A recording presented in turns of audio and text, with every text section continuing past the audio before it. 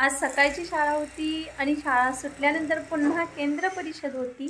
ती झाल्यानंतर मला घरी यायला 4 वाजले आणि घरीसुद्धा आज जवळ-जवळ एक 20 कामगार कामासाठी आहेत. ते काम चालू आहे म्हणजे गार्डनचं. ते तुम्हाला मी दाखवते चला. आपलं हक्काचं एक घर असावं असं प्रत्येकाचं स्वप्न असतं. माझंही असं स्वप्न होतं की जे स्वप्न मी सत्यात उतरवलं. आता मला वाटलं की या घरासमोर एक सुंदर असं गार्डन असावं. घर बांधून जवळपास 2 महिने झाले होते आणि ही जी मोकळी जागा होती ती गार्डनसाठी राखीव ठेवली होती. मला आणि माझ्या घरच्यांना वाटायचं की या मोकळ्या जागेमध्ये आपण गार्डन तर तयार करणार आहोतच, पण ते स्वतः करावं की गार्डन इंजिनियरकडून तयार करावं. मग मी बराचसा शोध घेतला की स्वतः केल्यानंतर त्याचे मिळणारे फायदे आणि होणारे तोटे, त्याचबरोबर गार्डन इंजिनियरकडून बाग तयार करून घेतल्यानंतर होणारे फायदे आणि त्याचे तोटे. मला स्वतःला आणि माझ्या पूर्ण कुटुंबियांना शेतीचं तसंच झाडांचं पुरेसं ज्ञान असल्यानं वाटायचं की हे गार्डन आपण स्वतः तयार करूया. पण मला स्वतःला तसा पूर्ण कॉन्फिडन्स नव्हता की आपण इथली जी बाग आहे ती खूप चांगल्या प्रकारे तयार करू.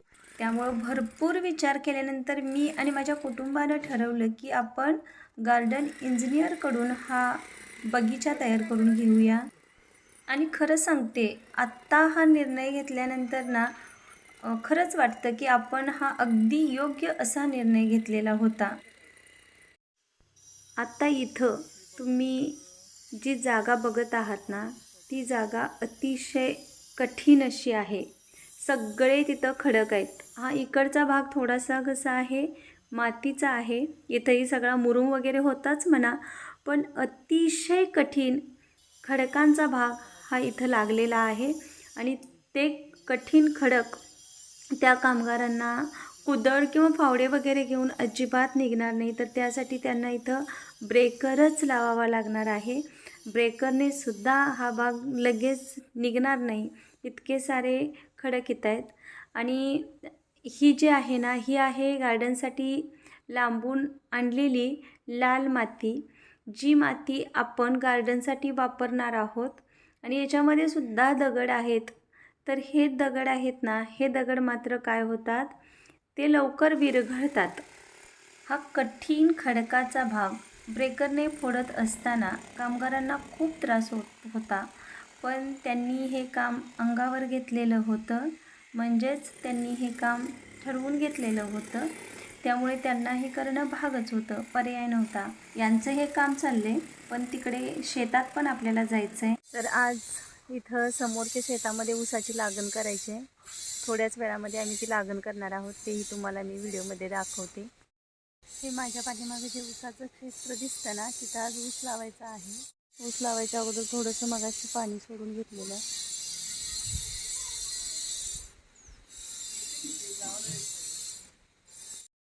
आणि इथं बघा, ऊसाच्या रोपांची लागण करण्यासाठी हे मजूर आज आपल्याकडे आलेले आहेत. हे जे तुम्ही आता ट्रे पाहत आहात ना, त्यामध्ये ऊसाची रोपं आहेत. हे जवळजवळ एक 125 ट्रे ऊसाची रोपं आम्ही आणलेली आहेत आणि ती रोपं आज ह्यांच्याकरवी आम्ही लावून घेणार आहोत. हे बघा, ट्रेमध्ये इतकी ऊसाची रोपं आहेत. मी एक रोप तुम्हाला दाखवते. हे बघा, खूप छान प्रकारे हे रोप नर्सरीमध्ये त्यांनी वाढवलेलं आहे. रोपं लावण्याच्या अगोदर त्यांनी अशा प्रकारे सर्व ऊसाची रोपं शेतामध्ये नेऊन ठेवलेली आहेत आणि यांची माणसं भरपूर असल्यामुळं अगदी कमी वेळेत हे काम पटकन होणार आहे.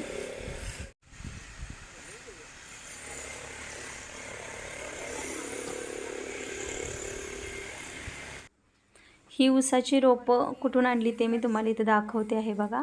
या ट्रेवरतीच नाव लिहिलं आहे, मलमे हायटेक नर्सरी, मुक्काम पोस्ट तुंग, तालुका मिरज, जिल्हा सांगली. त्यांचा कॉन्टॅक्ट नंबर पण इथं दिलेला आहे.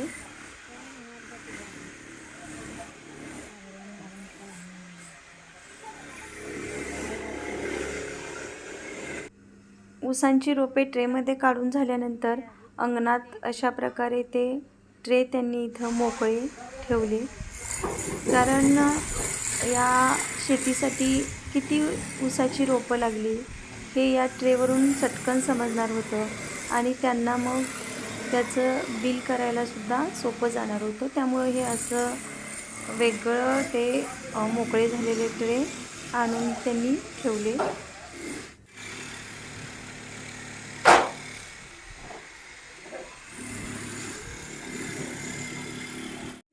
कोणत्याही शुभ कामाची सुरुवात आपण श्रीफळ वाढवून, श्रीफळ फोडून करतो. त्याचप्रकारे इथं आम्ही ही सुरुवात केलेली आहे.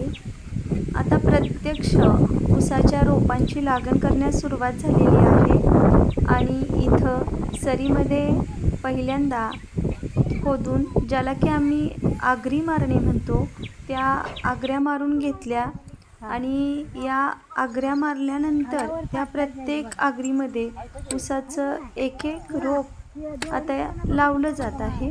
हे असं शेतात सुरू होतं तोपर्यंत तिकडचा मोठा खडक किंवा खडकाळ जमीन म्हणूया ती फोडून झालेली आहे. आणि तुम्ही इथं बघू शकता पूर्ण एक ट्रॅक्टर भरून त्या खडकाचे दगड निघलेले आहेत. गजीबुछा पायऱ्या करण्याचं कामसुद्धा आता सुरू आहे आणि ते सुद्धा तुम्ही इथं बघू शकता. इथं आम्ही गजीबुला अशा प्रकारची फरशी बसवलेली आहे आणि पायऱ्या आणि पायऱ्यानंतरचे जे काही काम आहे ते इथं केलं जात आहे. आणि दगड फोडल्यानंतर बघा आता थोडीशी सपाट ही जमीन दिसू लागली आहे आणि इकडं सुरू आहे ऊसाच्या रोपांची लागण, जो की निम्म्यापर्यंत ऊस आता लावून झालेला आहे आणि निम्म शेत अजून ऊस लावायचं राहिलेलं आहे.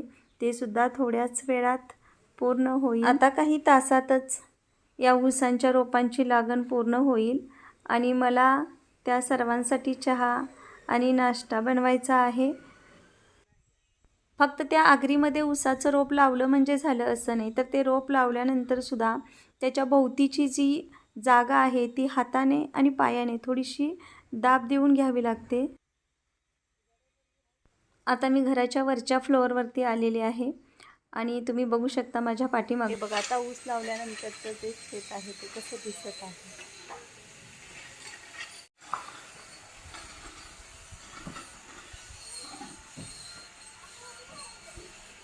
ऊसाच्या रोपांची लागण पूर्ण झाल्यानंतर राहिलेले मोकळे जे ट्रे होते ते अशा प्रकारे परत त्यांनी टेम्पोमध्ये भरले आणि आता हे सर्व मजूर आणि हा टेम्पो जाणार आहे. खरं तर मजूर असू देत किंवा कोणी असू दे, थोड्या वेळापुरती शेतात कामासाठी येतात, पण त्यांच्याशी बोलल्यानंतर वगैरे ना आपलं एक नातं तयार होतं आणि परत आपल्याला वाटतं की ते आपल्या इथून जायला नकोत, पण त्यांनाही घरची ओढ असते आणि त्यामुळं आता हे चहा वगैरे दिल्यानंतर निघण्यासाठी तयार आहेत. आता मधला तर खडक फोडून झाला होता, पण साईडने आणखीन जिथं जिथं खडक होते ते खडक तेवढे फोडून घेतले जात होते आणि हा मुरुम भरला आहे. आता ऊसाची रोपं लावून झाली. आता काम होतं या रोपांना पाणी सोडलं, कारण त्याशिवाय ते घट्ट जमिनीशी रोप चिकटून राहणार नाही. त्यामुळं ऊसाला पाणी इथं सोडून घेतलं. शेतीत कोणतंही पीक असू द्या, ते लावलं म्हणलं की पुढचं काम सुरू झालं. म्हणजे त्या रोपाची वाढ होणं, त्या रोपाला मोठं करणं, त्याला पाणी पाजणं, त्या रोपाला खत घालणं, त्याचबरोबर त्या रोपाची काळजी घेणं, रोग वगैरे पडला तर त्याच्यावरती कीटकनाशकं किंवा औषधं फवारणं, अशी अनेक कामे सुरू होतात. आता साईडचे सुद्धा खडक थोडे राहिले होते, म्हणजे तुम्हाला आता इथे जे समोर दिसत आहे ना अगदी वॉल कंपाऊंडच्या कडेला तेवढेच, कारण पिलरच्या जवळचे दगड फोडून चालणार नव्हते. ऊसाला पाणी दिल्यानंतर हे बघा कसा ऊस छान दिसत आहे. प्रत्येक सजीवाला अन्नाची गरज असते नाही का, प्राणी असो किंवा वनस्पती.